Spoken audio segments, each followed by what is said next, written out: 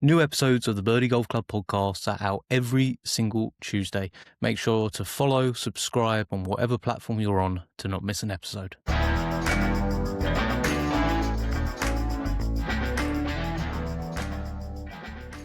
Hello everyone and welcome to another episode of the Birdie Golf Club podcast. As you can see around me, if you're watching, or hopefully you can hear in my tone, I'm a little bit more relaxed this week because I've changed the setup in the booth back to a bit more of the OG style.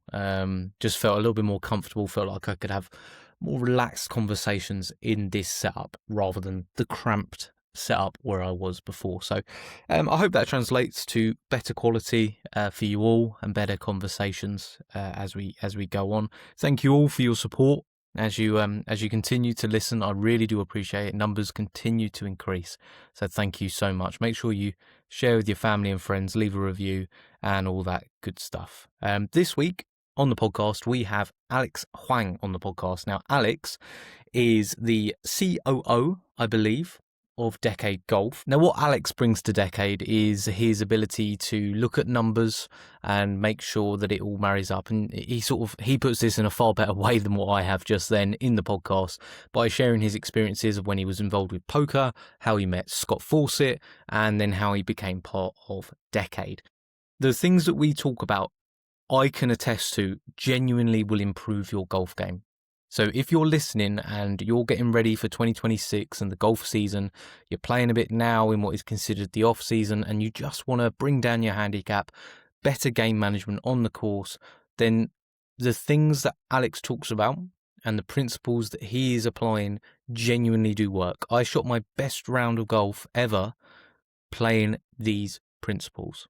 So listen up, make sure you're ready to take some notes, digest some information, listen back if you need to get some clarity on things. And most of all, enjoy the episode with Alex today. I'm looking forward to having Scott on in a month or so's time and delving a little bit more into his history. But today is very DECADE focused, and I hope you do enjoy it. I hope it brings you better scores. And most of all, thank you so much for listening. I'll hand over to our interview with Alex Huang. And this was just as the news broke about Brooks returning to the PGA Tour. Opened my phone this evening to the Brooks news and everything like that. So I just recorded the intro to sort of tomorrow's episode, which is now going to have pretty much just me reading Brian Rolap's words and deciphering what's going on. I mean, pretty crazy development. Yeah, I'll be curious how they handle. I mean, I think Brooks might, no insider knowledge or anything, but like Brooks kind of laid low. Mm-hmm. He wasn't like the Brysons of the world who were at the forefront of the lawsuit, him and Phil. And I have to imagine that the tour is going to respond to that differently should they try to rejoin the tour. Yeah. But I don't know. I'm quite surprised that Brooks got back as quickly as he did. I thought they might have a blackout period for him. So yeah, it looks like they've cleverly excluded Phil from the whole thing as well, because of the specific requirements are basically John Rahm, Bryson, right, Brooks, and Cam Smith.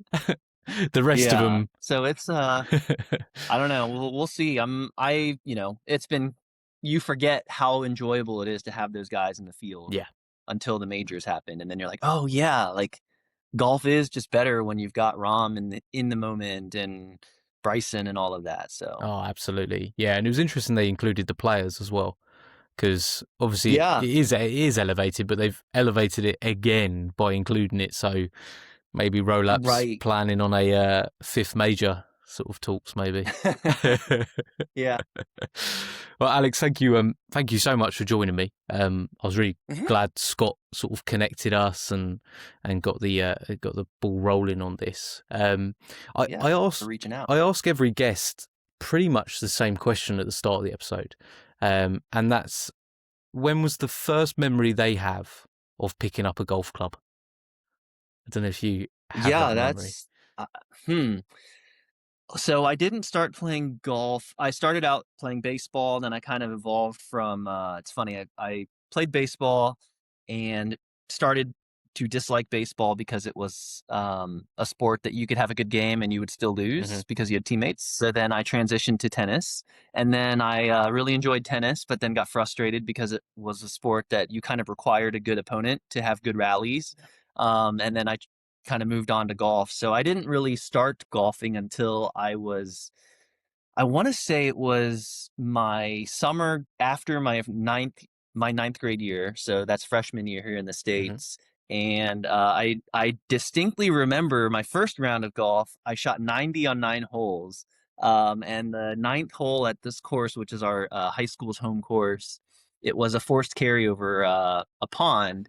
It was probably a shot of 100 yards or so, and I just remember rinsing ball after ball after ball in it, and shooting 90 on my first nine ever. And then I still managed. I mean, I improved and managed to make our junior varsity team that summer. Hmm. So I guess I came a long way, objectively speaking.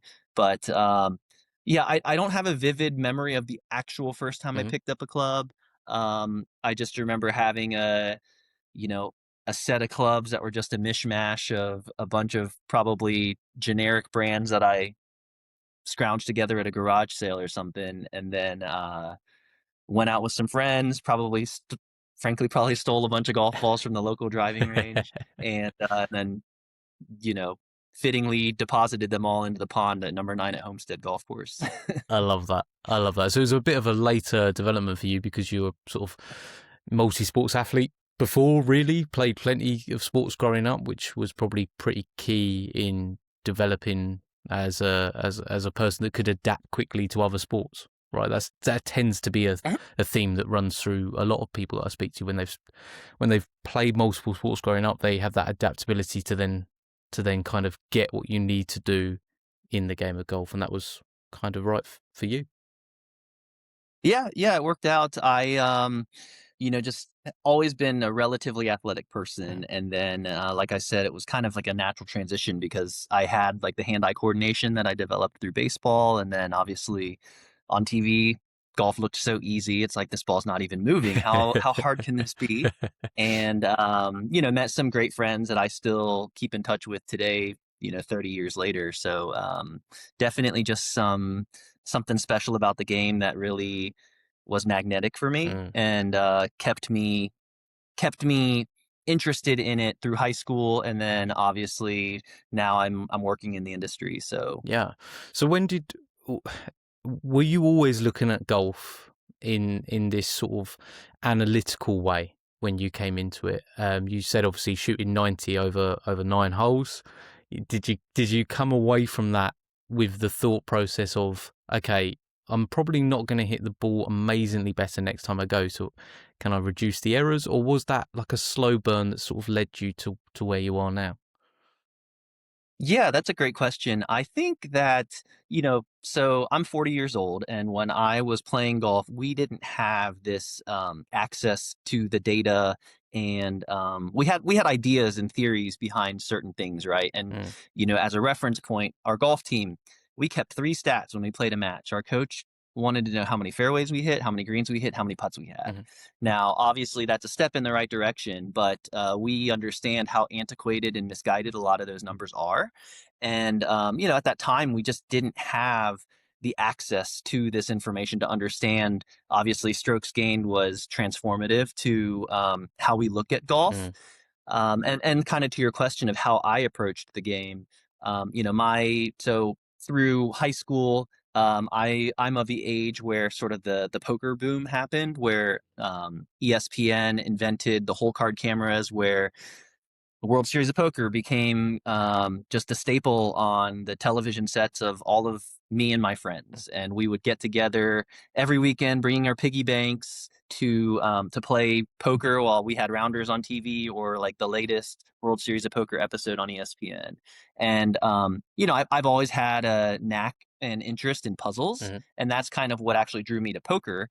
And then when more of the data started coming out, that's actually how I would say became more interested in like the statistics side of golf and other sports, right? And we've seen that evolution now with, obviously Moneyball is very famous in Mm. baseball, and then we see sort of the adaptation of it in basketball, where it's like corner three, dunks, and layups. And then we talk about it now in football. You see all these like next gen stats where they're talking about everything from the speed at which the ball carriers moving to just talking about like separation scores and really looking at things from a more granular level, because at the end of the day, like all of these athletes and coaches and teams are looking for these fine edges. Mm. And then obviously golf is perfect for it, because golf just gives you as much data as you want, Yeah. especially with like ShotLink on the PGA Tour.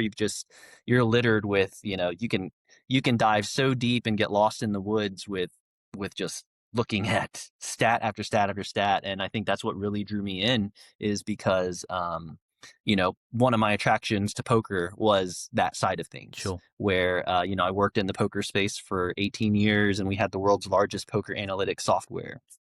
And our company basically gave you as much data as you wanted on your poker game. And we sort of figured out how to take that data and use it to, for lack of a better term, to weaponize it Mm. to play against your opponents. And so you can figure out ways to exploit their tendencies, or identify situations where maybe they were underbluffed or suboptimally reacting to certain decision points Hmm. in a poker hand. And like that was just kind of like a natural transition to a lot of what golf is, Mm. right? It's the poker and golf is actually two games that share a lot of commonalities, Mm. right? It's very largely driven on like probabilistic outcomes, Yep. but it's very much influenced by a whole lot of variance Yes. that I think even the average golfer doesn't quite appreciate, is just how much luck and variance there is in golf. Um, and I think that, like, collectively they just share a lot of common themes. Now obviously in golf you've got the physical side of it, you've got the execution and the athletic side of it, where poker you don't. But they do have a lot of similarities, and I would say a lot of skill sets that I was able to kind of craft in my poker career, that I've been able to kind of leverage into helping the players I work with, and helping to share insights as it relates to golf strategy. It's fascinating. It really is, because, like you said, that Moneyball side of things that really sort of, I suppose, came out in the early 2000s. That sort of idea of turning sports into numbers, rather Mhm. than the feelings or the emotions that go with it. So it made a huge impression on multiple different sports, and it does seem to have moved a little bit later into the golf space, with people, especially with when I look at the amateur level, because you see so many people that play other sports taking data into equations way more than what you see a regular amateur doing at a golf course. So that transition for you from poker to golf, although you look at it and go, where are the correlations? Now that you laid them out, you see them very, very, very clearly. Um, when you maybe approach people and talk about this, what's the biggest kickbacks you find against the decade system, against sort of this Mhm. analytical side? What's maybe the biggest sort of refutes that people give you when you talk about these sort of things? Yeah, I think the biggest thing is once again what you touched on with humans. We're just emotional Mm. creatures, right? And what that ends up leading us down is certain conclusions, or you know we have this ability to sort of overgeneralize little data Mhm. points, right? So a great example is if you just think about your average golf broadcast on TV, right? We're looking at a very filtered version of the top 0.01% of golfers who are also that week playing at the top 0.1% level. Yeah. And when we see them hit every single one of their yardages precisely, and hit a disproportionate number of their approach shots close to the pin, our brains can easily tell ourselves that this is just how good golf is played. Mm. This is how PGA Tour players always play. And so the pushback is this idea of, so much of it just revolves around the idea of managing your expectations, right? And that's what kind of data has allowed us to better contextualize and quantify, because at the end of the day, to know, we watch TV and I see the top 10 guys of that given week all hitting their wedges inside an 8-foot circle. Mm. And then our minds tell us, hey, PGA Tour players do not hit a wedge outside 8 feet. When we have the numbers to back up the fact that no, from 100 yards, we know that like the average tour proximity is well beyond 8 feet. Mm. And not letting ourselves, and what that does is then you get the players who take that attitude and expectation onto the golf course, and they put this immense pressure on themselves where they're like, okay, I know PGA average is this, so I expect myself to perform at, not the exact level, but of some similar level. Yeah. And the idea of when I'm with my friends who are a 5 handicap or a 10 handicap, and they hit their wedge from 130 yards to 30 feet, and I see them slam their club or their shoulders slouch, it's just laughable to me, right? And I see it, it's so pervasive, especially in like junior golf, where you see, very much extremely highly skilled kids who are out there hitting sand wedge to 18 feet. And then I'm walking with the parent, and then the parent is like, gosh, like, I know he's better than that. And it's like, what do you think is like a realistic outcome of your player hitting it? Well, they should have hit that inside a 5-foot circle like every time. And being able to sort of almost provide them with the information to reshape or remold their expectations can sometimes be really helpful, because at the end of the day, like, the kid's trying his hardest, and sometimes these parents just put some extremely unattainable expectations on their kids. And if you're able to kind of show them like, listen, here's like the literal PGA Tour average or the LPGA average, and your kid, all due respect, is not near Nelly Corda's level or Scotty Scheffler's level, and yet the parent thinks that their kid's like median proximity from 50 yards is a tap in. Yeah, yeah. And just like having that sort of ability to support some of those thoughts nowadays is just really helpful, I find, especially as it relates to just working with kids and players to improve. Because without those numbers, then it just becomes like, oh, this crazy guy says that PGA Tour players hit a sand wedge outside 20 feet sometimes. Sure. Yeah, yeah. But if you're able to kind of show them some tangible data, it's a little tougher to refute. Yeah, yeah, no, that makes complete sense. And I think that correlation between what you were talking about earlier with poker, with the guys sort of looking at it as a system where it's, okay, I'm going to lose some hands, but statistically I would have won that hand, 7, 8 times out of 10, but just this time I didn't. With that in mind, have you seen, when you've been teaching the Decade system, people's relationship with golf improve because they've sort of removed the, like you said, the expectation of perfect or the expectation of 5 feet to instead this other thing? So actually, even when they make a bad shot, bad, say it goes to 40 foot or whatever, or just miss the green, their relationship with golf is just far more static and far more comfortable because of it. Is that maybe something you found?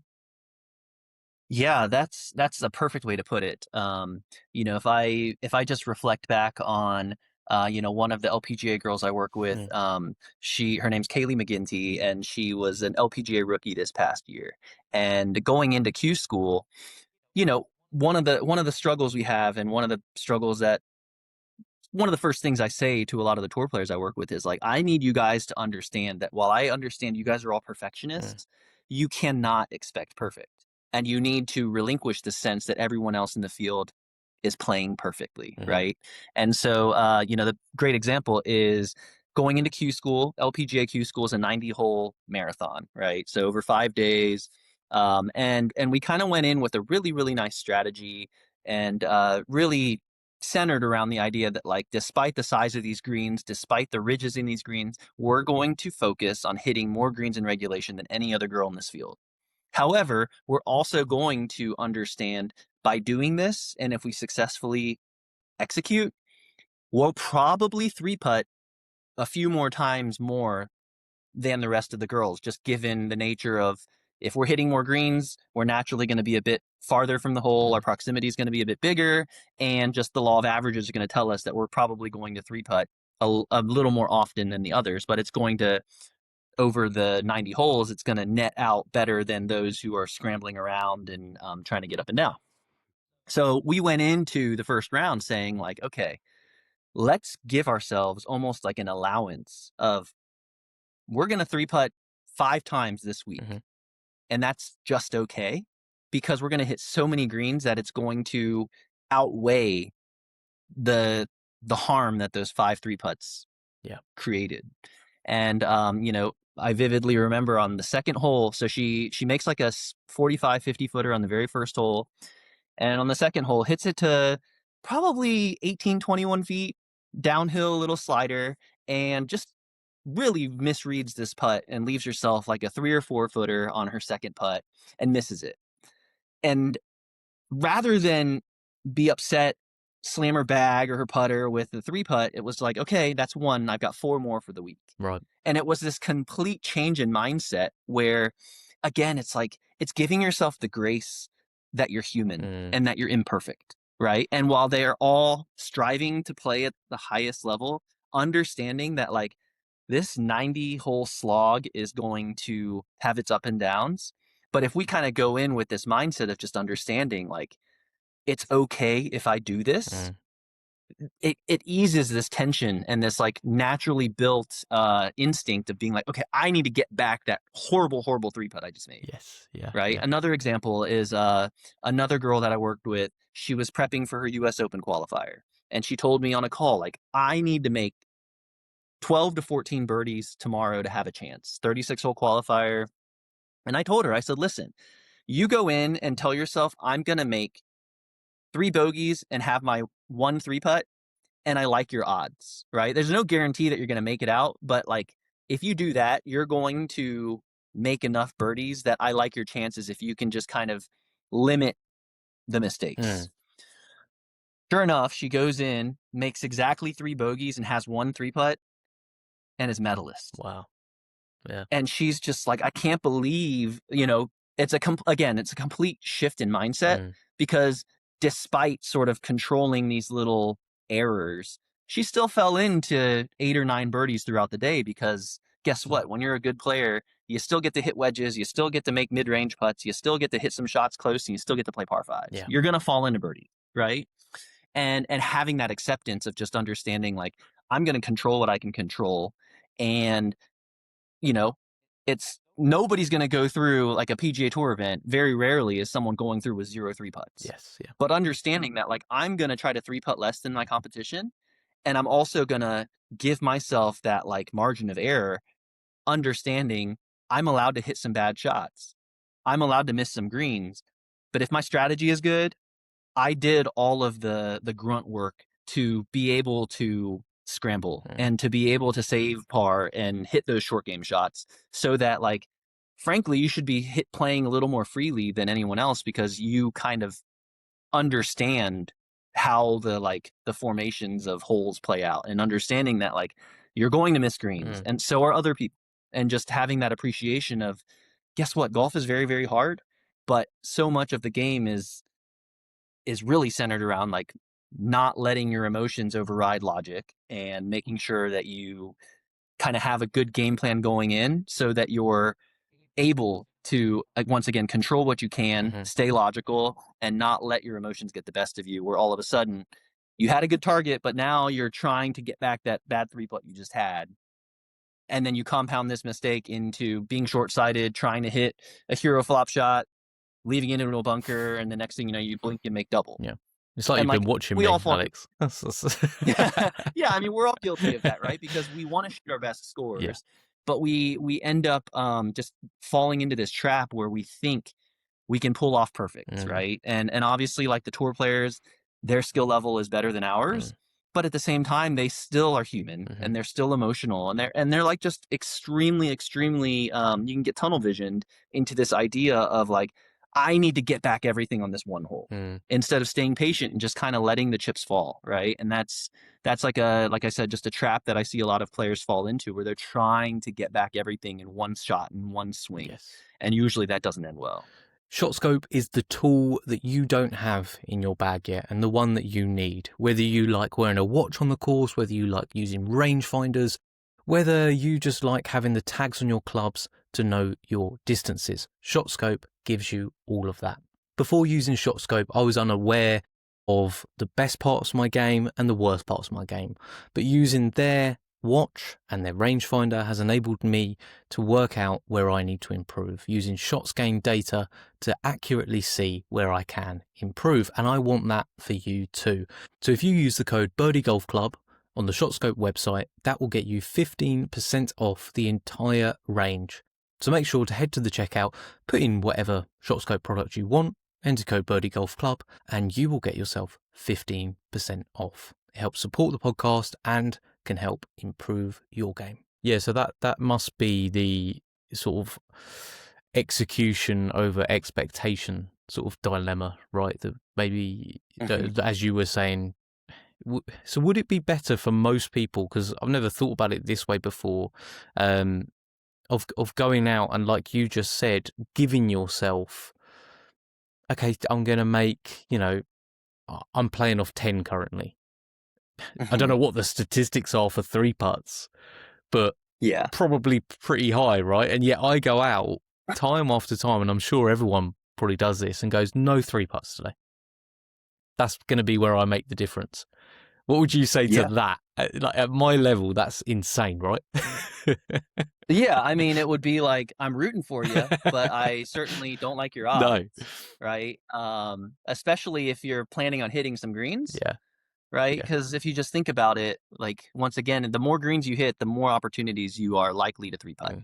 And when you're looking at the best putters on tour, like, if you look at a lot of the putting statistics, they're inversely correlated with greens and regulation success for a reason, right? And I always say, it's like, well, they better be converting their disproportionate number of those like 4 to 8 foot putts, because if not, they're off the tour next year. Yeah. Right? But you can't reasonably expect someone who hits 18 greens to all of a sudden start gaining 3 or 4 shots with the putter, because in order for them to do that, they'd have to be making a large number of putts from beyond 15 feet, which is, again, just like statistically unlikely. Yes. And like, just like a quick little tangent story, one player I was working with, she was so obsessed with her stats, right? And like, believe me, I'm a big proponent for stats, but I think that a lot of people just misapply how to kind of utilize them. So she's got the 4 categories. You've got your strokes gained off the tee, approach, around the green, putting. And she's just like, Alex, whatever I do, I cannot get my strokes gained putting positive. And I said, listen, if you want your strokes gained positive, I need you to start missing a few more greens, because you're not going to go around hitting 15, 16 greens around in college and be strokes gained positive unless you're shooting 64 every time. Right. And then she like didn't quite understand it. And I kind of explained how the correlation and the relationship between these stats, and like her college coach had never quite explained or made sure she understood how it's like, the more greens you hit, you're just naturally not going to get to make that many putts unless you just have one of your lucky days where you're stuffing a lot of shots closely, because otherwise it's like all of your putts are going to be from 20 to 40 feet. Good luck making enough of those to outweigh, like, you're just pretty much going to be constantly lagging it up there, losing some micro fractions of a stroke, and then in aggregate you might make a couple mid-range putts and you're like close to strokes gained neutral. Right. Yeah, that makes sense. So how much would you say that really, when it comes to Decade as well specifically, how much is it? Because I think when people view course management, they have kind of like a very sort of tunnel vision view of what that is. And I fall into the trap of this as well, of like looking at the course we're playing tomorrow, say, and going, right, this is how I'm going to play this, and this hole, and literally plotting it out, sort of word, like trying to do it exactly how I would ideally play it. I would say for a lot of golfers, that's how they view course management pre-round, say. But how much would you say, actually, from what we've been speaking about here, how much emotional control comes into course management over anything that's plotted out on a yardage book or anything like that. Uh-huh. Would you say that there's probably Yeah, I more mean, emotional control being part of it? I don't know, because like for every LPGA player I work with, every Epson Tour player I work with, I make them a strategy packet Right. using satellite imagery. And there is like this, in an ideal world, this is where our tee shot Mm. is. And then they send me the pin sheets and I literally dot every single one of them and Wow. say, like, this is pretty much your target for a perfect tee shot. Mm-hmm. But that's with the caveat that, like, subject to change. Okay. Right. Yeah. And so much of that is, I like having those materials and providing them to my players, and I think they would agree. It streamlines the process, Mm. right? When we're on the golf course, especially in those high pressure environments like them, we can quickly become unraveled. And by having these, I say they're just basically guardrails, right? It's kind of like bowling with bumpers Mm-hmm. in a sense, where I'm making sure that when they see their pin sheet with my dot on it, that this is kind of the target. Let's say it's 4 yards to the right of the actual hole. Mm-hmm. They know in their minds that, like, my target should never ever be more aggressive than this. Right. And basically, they are looking for reasons to probably be even more conservative than what I have drawn up. Sure. And that could come in many different forms, right? It could come in your between yardages, between clubs. So naturally, you're going to be making a swing that you're a little less comfortable with. And as a result, your dispersion is going to be slightly more amplified. And thus, you need to kind of just be a little more conservative with your target. Mm. They could be coming from the rough. They could be coming from a worse angle. It could be windy, right? All of these variables are kind of going to be modifiers that are applied on top of my generic dot that I've provided. Mm. But at the same time, I think it's helpful because when they get these dots, they have kind of a guideline, Yeah. a framework to build off of.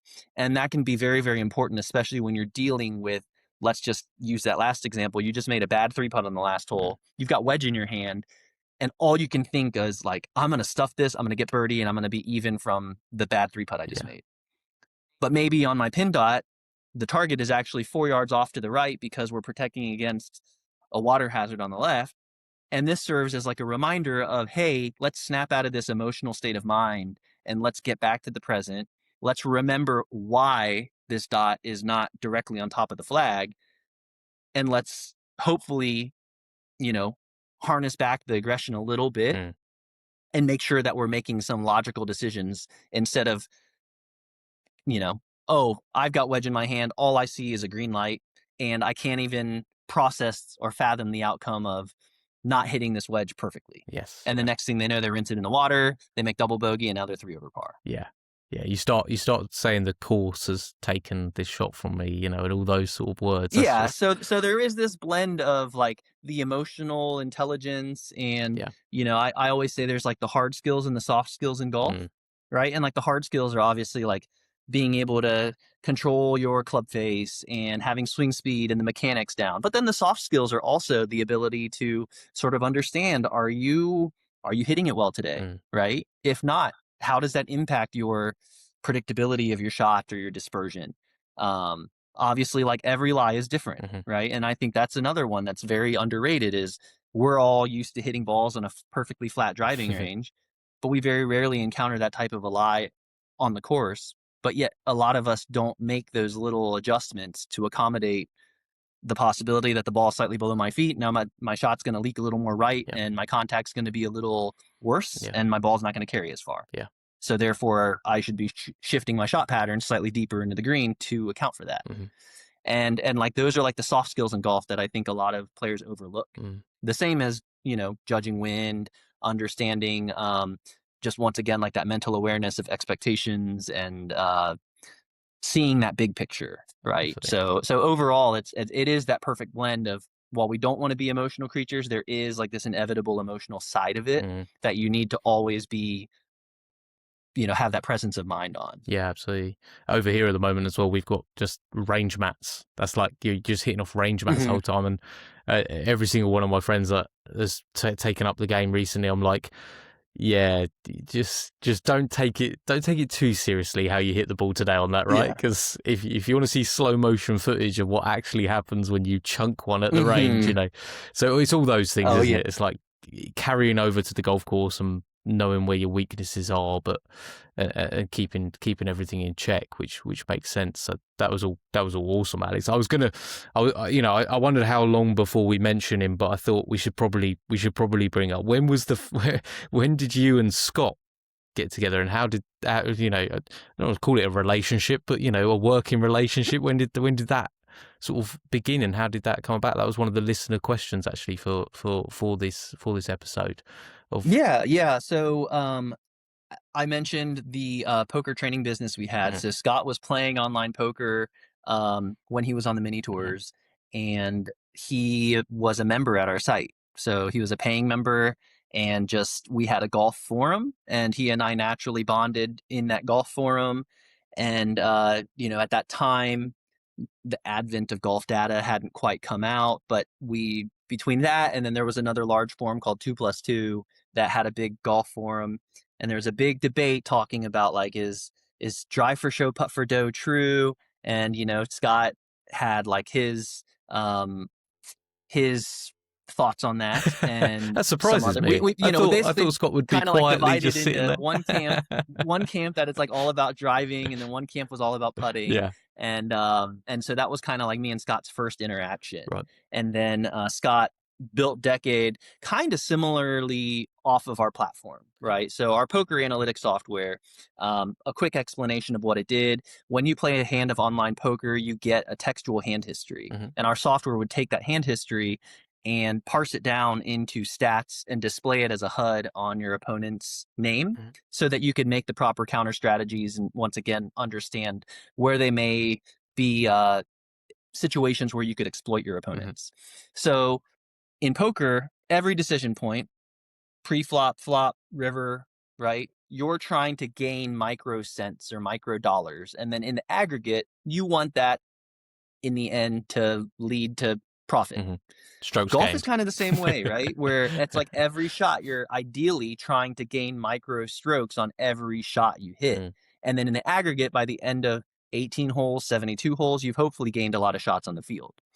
And so there is this like natural, once again, like parallel between these two activities, because golf, it's a series of shots.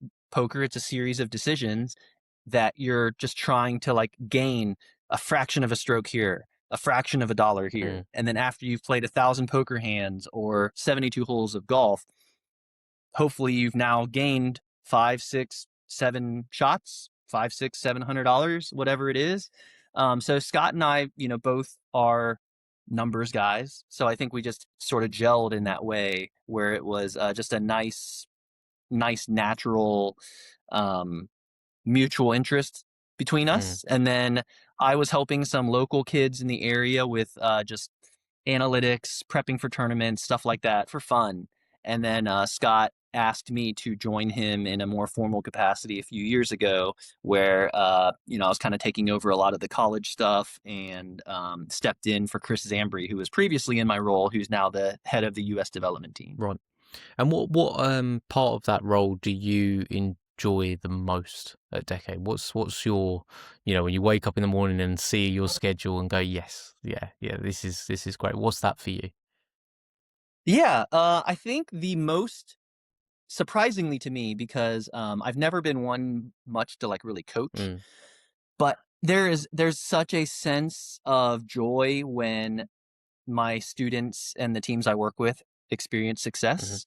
And there's certainly like a selfish side of it, right? Because I like feeling as if I played a role in their performance. But there's a thrill in being able to just like load up college leaderboards and just have, every event having somebody to follow, someone to root for, every amateur tournament having a dozen or so names of players that I work with and being like, okay, that's like, okay, I remember when I did some of the course preparation that like just looking at the satellite imagery, I suspected hole number 12 was going to be hard. Let's go see how he did on number 12. Oh, sweet. Okay, they parred it. They played it 2 under as a team, and the rest of the field has played it at 6 over. Like, those are the little dopamine hits that I really, really love, because it's like we paid special attention to this for a reason, right? It might just be like, this is not a driver off the tee for reasons. And then hearing that, oh, every other team sent driver on this hole. but we didn't, and then we ended up going bogey free on it. And like those, like I said, are kind of the dopamine hits that I've really enjoyed. And I've been lucky that a lot of the teams that I work with closely have had some pretty cool accomplishments. And like I said, just feeling like you played a role in that, Yeah. and helping players to qualify for ANWA or qualify for NCAA nationals, getting their tour cards, getting some professional wins, like all of that stuff is just really, really cool, because I always say, like, the stuff that I do, I want to be additive to the great things that the players are already doing, right? Like every player I work with has already done so much, and there's a certain level of trust for them to let me in to their kind of inner circle to, like I say, hopefully elevate their game, whether that be 5%, 10%, and just present some new ideas, because they're all such good natural filters of information and understanding what kind of works for them and what doesn't. Mm. And sometimes it can be transformative with their general strategy, and they get this light bulb moment that it just makes them think of the game in a completely different way. But every single one of them is just so technically sound, right? They've all got that, like, those physical gifts that, you go to any college event and you just watch the kids hit balls on the range. You're not going to find many that aren't striping it. Yeah. Right? Like you would think every single one of them is tour bound. And often, like, what separates them is not what they can do with their A game, because all of them have tremendously high upside A games. It's what they do when they have their B and C game that differentiate them, because inevitably they're going to face turbulence in the course of a 54 hole tournament, and it's how they kind of persevere through that, right? And it's the same at the PGA Tour level. You see that with Scotty, you see that with Tiger. Their consistency, their ability to just, Tiger's made cut streak, right? Just a testament to his grit, his ability to, like, patchwork things when he doesn't quite have it and get to the finish line and better than his fellow competitors. And that's the same way all the way down to junior golf, right? We're not going to have our best stuff every day, but when, like, your B game is playing at a similar level to your opponent's A minus game, and then eventually that's going to degrade for them down to their B or C game, that's what winners are made of. And like, a lot of that is kind of predicated on having good strategy, that emotional intelligence, staying level headed, and not pressing bad circumstances into catastrophic circumstances. Absolutely. Yeah, yeah. Yeah, I think I can't remember who said it, but it was like the 72s and the 73s are what gonna over a course of your career, they're the ones that are actually going to win you tournaments down the line, because it's just grinding out that level par day when you just don't have it, like you were saying. Yeah, every kid that's playing at a good sized program in golf can go out and shoot 65, 64, right? They all have that in them. But it's the ones that, like you said, their B or C game, like, their floor is 1 over par, and then everything else is, like, if your worst score is going to be 1 or 2 over par, like, you've got, like, a career ahead of you. Yeah, exactly. Your bad really isn't that bad, which is Right. pretty impressive. Obviously, we're going into an era of, like, technology and how it's difficult to even know where it's going, really, because it just seems to change every single day. With the advent of sort of AI and everything like that, has that impacted your work at all? I actually have found AI and stuff to be extremely helpful. I don't have, like, a programming background, so being able to use certain engines to help me code certain things and just generate databases and stuff can be quite helpful. Yeah. Um, you know, it's funny you say solvers, because that's very prevalent in poker, where they've got, like, perfect solutions now where you can literally, it'll tell you exactly what frequency you should be doing things on every single permutation of cards and Well, flops and all this stuff. And like, I think what's different is that you've got that athletic side of golf, right? Like poker, it's just anybody can memorize a chart and make good decisions. But golf, you still have that execution side of things. yes, yeah. And so for me personally, I've found AI to be an asset. Now, obviously, things are changing every day, but it's really cool, a lot of the technology that golf has developed in even, like, the last 3 to 5 years, right? You've got awesome platforms to just help with stat tracking, with formulating game plans on golf courses. And then obviously, like I said, if you're able to sort of leverage some of this stuff into some data analytics and whatever, it can be a really powerful tool. Absolutely. Yeah, I was talking to David Hunter, who's founder of ShotScope, and he was Mhm. saying, that he looks at AI and yeah, it does some amazing things. He's like, it certainly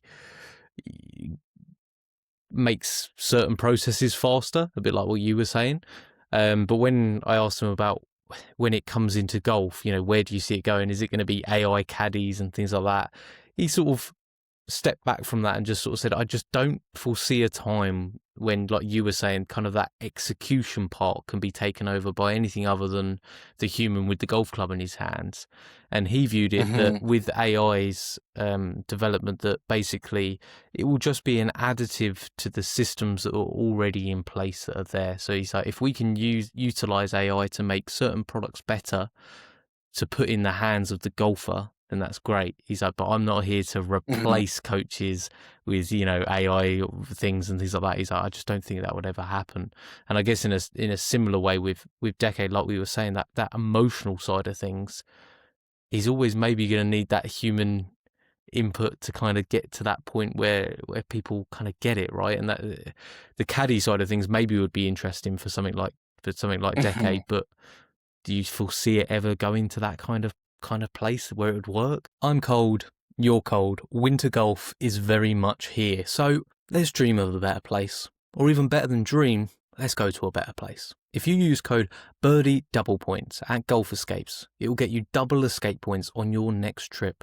And you can book a trip, be away in the sunshine, enjoying the beautiful weather, the fantastic golf, and beautiful amenities of some of their incredible hotels that they have listed. Golf Escapes will handle the whole thing. They'll set the entire package up and you can enjoy every single moment without a worry. I used Golf Escapes to book my trip to East Sussex National recently for just a brief break, and everything was handled perfectly, to my golfing for the weekend, to my wife enjoying a beautiful spa treatment whilst I was out on course. Peace of mind, just a fantastic experience and a great team over at Golf Escapes. Head over there now, use code Birdie Double Points to get yourself double escape points on your next trip. Yeah, probably. I mean, at some point, a lot of golf is like geometry and Sure, physics, right? yeah. Like you've got your shot patterns and all of this stuff where you can kind of come up with a lot of heuristics to kind of get you most of the way there. But like to your point, there is an element where players just have a certain feel that you can't quite quantify Mm, and plug into an algorithm. And like I don't know how AI would ever kind of bridge that gap, mm, so to speak, or fill that void. Because how am I, as a robot that has like pure logic and no emotion, to quantify a player who's feeling nervous, or maybe they're feeling slightly under the weather, so their swing speed is down a little bit, or maybe they, just maybe something about the shot just doesn't quite fit their eye because the way that this building is framing the pin and the way the wind is blowing is drawing out their contact. I don't know, yeah. but there's just a lot of variables that you can't quite just quantify with a certain number or formula Mm, in golf, where once again the player might just feel a little uneasy or mm. extra confident over a shot, and like that type of stuff I think will hopefully keep things to be a little bit more on the artistic athletic side instead of everything just being a calculus. Yeah, I think that's to bring it back to that robotic point. I think that's one of the biggest sort of kickbacks maybe I see just from the outside looking in that people say about Decade. And I know Scott's probably spoke. I think he spoke about this a little bit on the podcast before. Of it's difficult for him to answer sometimes because he's like, yeah, I suppose technically speaking, a robot Mhm. would perform really well using the Decade system essentially, but it's not Yeah. what Decade's asking for people to be, is it? To be robotic. No. Yeah, I mean, again, Decade is just helping create a system so that we can kind of like temper our emotions a bit, Mm, right? And making sure we're on the right path to picking a good target and using some form of logic and logical deduction to ultimately arrive to that place where now it's about execution and performance. And like, there's nothing worse, as we know, standing over a golf shot and being uncertain if the target you're picking is correct. And having a system like Decade tell you, like, okay, we know the target is 2 yards left of this flagstick. And then from there on, it's on the player to kind of show us their superpower, right? Like, that's what they're very good at, which is getting the ball a certain distance in a general certain direction. And now it's on them to show us why you've hit hundreds and thousands of range balls and gone through hundreds and thousands of hours of lessons, because this is your time to showcase your skills. But there's nothing worse than standing on a tee box and wondering, do I have 65 yards of width here to send driver? Sure. Or is the proper play actually to be laying up with an iron? Right? And having that like 10 to 20% more confidence to hit the right shot, as you know, as a golfer, like that sometimes is everything. And that elevates performance, that elevates everything. And that's what Decade is really meant to do, right? It's supposed to help streamline that process and give you that affirmation that the target you're picking isn't too aggressive. It isn't too conservative. It's actually like the mathematically correct play. And now it's on you to show up and perform. Yeah, absolutely. I think there's people generally play their best at their home course, right? Because they know every little bit of it. They know kind of where to the misses are and where you cannot hit it, and they'll generally play their best golf there. But then they move away from their home course, and that's when you see that, like you said, that indecision and that, oh, what do I hit off this tee? I don't know what's there. I don't know what's here. If you can have something in place which kind of makes every course feel a little bit more like your home track, that's just going to be a huge win, isn't it, for most golfers, especially the golfers that you're dealing with at that kind of elite sort of level as well. What would you say was like the biggest success story that you've had as far as a golfer that you've taught? You might have already covered it with some of the golfers that we've mentioned, but... Yeah, just real quick to touch on what you said, I actually just posted on Instagram last week. I did a study looking at do host teams. So for those who may not know, in the US, the majority of collegiate events are hosted by one school.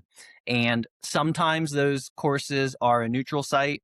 Other times they're like the literal home course for the course. So it might be like the course that is on the university campus. And that's like a course that the home course and its players would have a huge advantage on because they know every nook and cranny of the course and every blade of grass.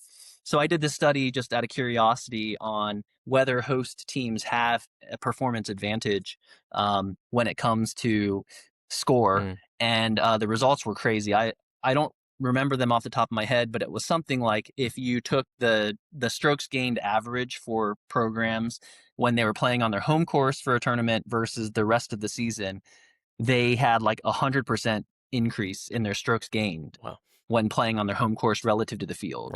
And basically, if you think about in the college sense, your typical cadence is you travel, you show up to the course, you get one practice round where you're with your 4 other teammates and you maybe get to hit 2 shots on every hole, and you get one loop around the track. So if you think you're a freshman or new to the program, you get to see this course one time and then you're going out and playing 54 holes of competition on it.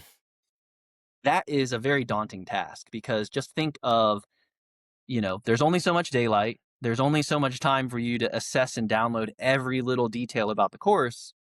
And then you're going out and playing against somebody who's played this course 100 times. Right. And like what we were just saying, like there's this relief when you know exactly, okay, I can't see what's behind that green, but if I know that it's just fine, there's a relief for the player that's played there before versus the other that's like, it looks okay, but I'm not entirely certain. And that's going to trickle down into a less committed swing. So like all of that stuff is just pretty fascinating, especially like I said, when you can quantify it to be like, yes, home courses or host teams playing on a home course have a huge advantage. Sorry, side tangent. Unless it's Bethpage Black, and then it's unless touche. That's some twisting the knife there. Sorry. But to your question about like kind of biggest triumphs, I guess, in golf, number one sticks out to me still is caddying for Kaylee McGinty at LPGA finals, right? That was just really cool because her and I had only started working together in July. So this was July 24, started working together, and she was headed to stage 1 pretty shortly after. And then I ended up going out caddying for her at stage 1. She got through it. Stage 2, I was planning to caddy for her, but the hurricane threw off the scheduling and the event got postponed and I wasn't able to make it. She proceeds to make a 30-foot putt on a 3% slope on her very final hole to get in on the number, makes it to stage 3, get down to stage 3, and more or less got through pretty stress-free. And it was just a very nice, kind of like a nice validation to everything we had been working towards in such short time. I've had several players that I work with that have qualified for US AMs, US Women's Opens, US Open Finals, stuff like that. So again, all of that stuff is just immensely rewarding, especially when it comes to you see that you talk to the player afterwards and they're like, I didn't have near my best stuff and it was still enough because I went in with the right mindset and the right strategy. And like, yes, it's great when your player goes out there and has their A game for an entire week and is like really buttoned up. But that's just not as cool, Sure. right? Yeah, yeah. Because at the end of the day, it's like all of these high performing athletes are going to have their peak performances, and their peak performances are going to be outrageously good. But it's when they're like, I didn't even hit the ball well, and I still hit 33 greens and qualified for the US Women's Open. Like, that's really, really cool. Yeah. Because then you feel like all of the boring minutia that you've gone through with them on Zoom calls, talking about shot dispersions and going through their data where they're probably falling asleep. You kind of like made an impact, Sure. right? And then you know that played a role in their ability to sort of take that B+ game that normally would have shot 74 and they turned it into a 71. And then they were able to parlay that into the next day. They played a bit better and shot 68. And then now they place top 10 in a tournament that otherwise they probably would be struggling to make the cut 6 months ago. Right. And I think those are just really, really rewarding because again, like there is such a challenge when you're dealing with players that have all had such individual success and getting them to sort of reshape the way that they approach the game.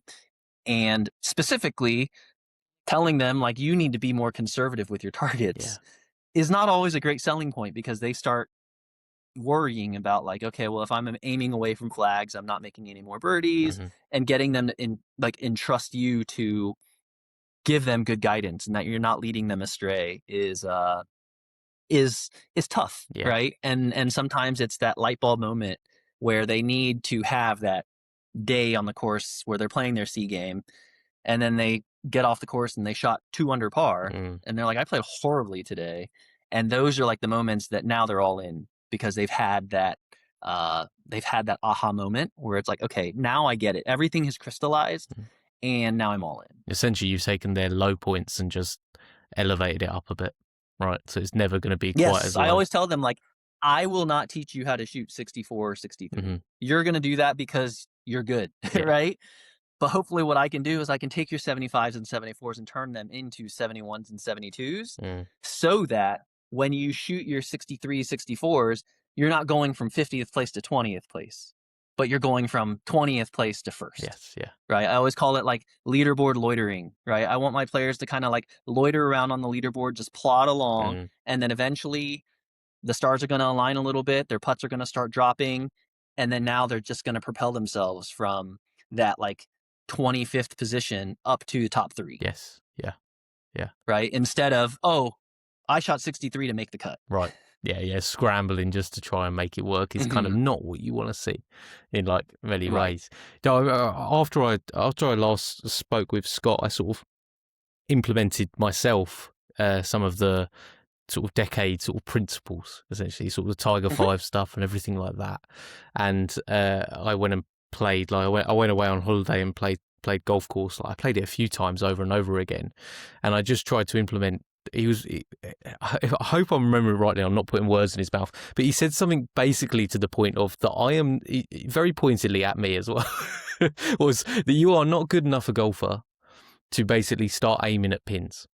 That's kind of like what he said, and I took that very much to heart. I was fine. I was okay. I smiled through it, but I when I went on this trip, I basically aimed at the fat of the green Like, no matter what, I didn't even look at pins. I aimed at the fat of the green. And to be honest, anything up to 15 yards off the green, I continued just to look at where that flat portion of the green was in relation to the flag and aimed for that. And like, I told all my friends that weekend, I played the best golf of my life that weekend. I haven't been able to continue that because then you get emotional. That's what seems to have happened since. But I broke, I was somebody that couldn't break 80 before, and I shot, I think first round we played alternate shot, and I shot 79, and it was me and a 15 handicapper did an alt shot 79, and then shot 78 Wow. off my own ball the next day. And it was just like, I didn't play particularly well. I didn't think I was having the best ball striking, but my decision making was so much better because it wasn't purely based on emotion, which is kind of exactly what we've been talking about in this, isn't it? Really, just that idea of just realize your expectation management was certainly there. I don't know if I was beaten down a little bit by Scott for my expectations, but it worked. So I would recommend that to as many golfers as I possibly can. Yeah, we are not going to all of a sudden start gaining 20 miles an hour of swing speed overnight, right? But what we can do is we can eliminate the stupid mistakes, right? And so, like, of course, the Tiger 5 is just a great barometer to measure that. But understanding, one of the guys I work with from my club, he was down in Florida for the winter and was about a 12 handicap. And all we did was just reshape some of his decision making on the course, right? Same thing. He was like, I've got wedge in my hand. This is a birdie hole. And it's like, no, I don't want at your level. It was like, at your level, I want you to think of it not as a birdie hole, but as a never make a bogey hole. Yes. Yeah. Right? Can you successfully do that? And at first, it was a lot of pushback, but then it was like, okay, just prove, if you think you're so good to treat this as a birdie hole, prove to me you're so good that you can never bogey this hole. Yeah. Right? Like, there's this, logically, like, that should make sense. If you're good enough to make a birdie here, then prove to me you're good enough to never make a bogey here. And what we ended up doing is we created some drills and some practice plans. And long story short, in 3 months, he went from like 13, 14 handicap down to a 5. Wow.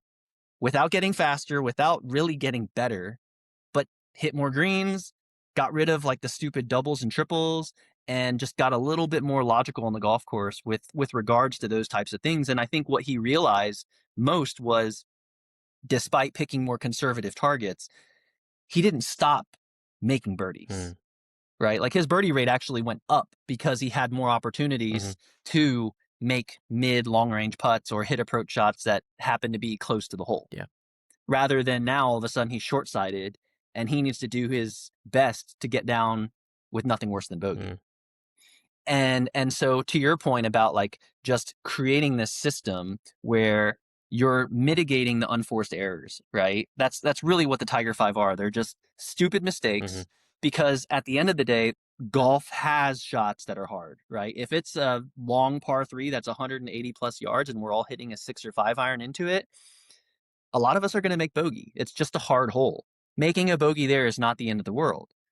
But if now we've got a flip wedge in our hand and we see this front pin and we get so enamored with trying to stuff it close that we short side it, plug it in a bunker, pitch it out, and make bogey, those are the little like ways we shoot ourselves in the foot. And by the end of the round, those are the holes in the shots that when someone asks, how did you play today? You look back and you're almost embarrassed to recount it, because once you take ourselves away from the course, we all have this, regardless your handicap, you realize what a dumb mistake it was. Yeah. Oh yeah, I had a 15-footer that I tried to jam in. I ran it by 5 feet and then I missed the comebacker. Yeah. And then I 3-putted. What a stupid 3-putt. Yeah. Right. And it's those shots that jump out to us that usually are the function or the product of being a little sloppy with our strategy and our mindset. Yeah. Right. Because we're pressing, because we're trying to do too much. And like, I made bogey with a 5 iron off a tee on a par 3. Big deal. Like, who isn't going to do that a good percentage of the time? It's those unforced errors that are really, really critical. And it sounds so simple and basic in this environment, like, on a call together. But when you're on the golf course, just think about the number of these dumb mistakes that you make. And if you can cut them in half, those are just strokes saved without any effort, without getting stronger, without getting fitter or having a better golf swing. It's just being a little bit more mindful with your putting speed or being a little bit better with your target construction when you've got a wedge in your Mm. hand. And once again, it's like we're all trying to shoot our best scores. And those are just such low hanging fruit for us to be able to clean up with very, very little effort and a little extra awareness. Absolutely.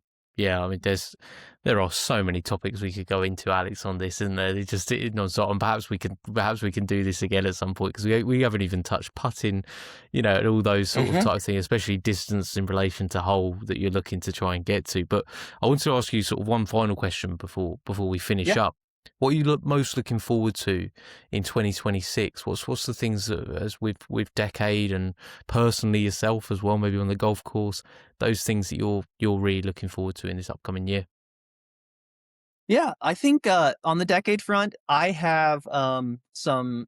I think Scott and I have some really fun video series coming out Cool. on Decade in the upcoming months. That we largely a lot of the stuff that we have on Decade is more long form Hmm. content, so in the form of webinars, podcasts, and stuff. And we're really trying to call it modernize a bit, right? And we understand short form content, attention spans are short 3 nowadays. seconds, So is we it? kind of want to be a little bit more like more focused content that's driven towards helping players of all skill levels. You know, I've got 5 minutes on the bus on my way to work. I'm gonna load up a decade video and just give myself something to think about, Cool. right? And having some more content that's geared towards like practice plans and drills because we understand that like part of golf is you need to work at it, but time is very finite and Hmm. not all of us have the luxury of having 3 hours a day to practice. And so coming up with some really fun drills, specifically I love gamifying practice where you're Hmm. able to keep score and kind of quantify your progress. So we have some of those videos coming out here soon. And I think like all of that's going to just lead to some new energy with regards to like both Scott and I, as well as our viewers and members, to shooting better scores, right? Because ultimately, that's the name of the game. We all are in love with this crazy game of golf, and there's something about it that, like I said, is so magnetic Mm. and intoxicating, but at the same time, it's so Yeah. infuriating, and like it's that perfect blend of never being able to play perfectly, Yeah. but always having that one or two moments where you can remember how that shot felt Yeah. or how you just like pulled off that shot exactly as you planned. And like those are, like I said, the intoxicating moments in golf that really keep you coming back. And for me personally, I don't take my golf too seriously. I have a great group of guys that I play golf with, and then a really fun money game. And the span of handicaps, everything from like a +1 all the way up to like a 20. Hmm. But we have some pretty chaotic games. Like I was telling Scott the other day, we a few times a year we'll get 10 guys and we'll play. We play primarily in fivesomes, but we'll get 10 guys, so we'll play 5 balls of alt shot, and then we play wolf scoring with Vegas. So wolf teams Right. with Vegas scoring, Right. but it's 10 people, 5 balls in play, so half the guys are not physically hitting a shot and just heckling, but you've got carts just going around the course and you're playing alt shot, picking partners like Wolf. Yeah. And it's just a blast because you've got, and once again, you've got half the guys just harassing you while you're hitting a shot. And the quality of golf isn't great, but seeing people wilt under pressure is, one of life's joys, is watching your buddy just, beg you for that 4-footer and you just make him sweat Oh, it. absolutely. And like I love the chaos. Yeah. So I hope 2026 is full of a lot of chaotic golf moments in my golf group. Oh, I love it. I love it. Yeah, that golf, like primarily people forget that golf is fun, and it can be, Mhm. like we've spoken about, it can be fun through the form of playing better golf with that expectation management, but also just sometimes just realizing that it's there as like a hobby and something to enjoy. Like we're not going to make it on the tour. It's okay. Like we can just go and have fun with our friends. So I love that. And with the video series as well, Alex, is that going to be available on the Decade app, or is that also going to be available on YouTube or any of those sort of? Yeah, I think it'll be a mix. We'll probably release some free content, and then obviously some of it will be in the Decade Yeah. app. But we're going to come out with some pretty fun series where the videos will have kind of like an intertwined theme and be multiple parts, Mhm. and I think they'll just be nice, kind of structured ways to learn. And then we'll have some one-off videos where we may be talking about, like Scott made a video talking about Rory's final round at the Masters, stuff like Yeah. that. Um, so it'll be a grab bag, but definitely will be amping up the content and the amount that we put out.